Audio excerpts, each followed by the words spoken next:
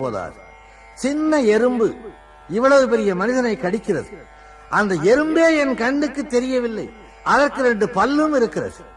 இந்த சிருஷ்டி எப்படி உருவானது, யாராலே உருவாக்கப்பட்டது என்று எண்ணும் போது எனக்கு வியப்பு மேலிடுகிறது. வகை வகையான பூச்சிகள், இவற்றை சிருஷ்டித்தவன் யார்? இதற்கு ஒரு மூலம் இருக்க வேண்டும் அல்லவா?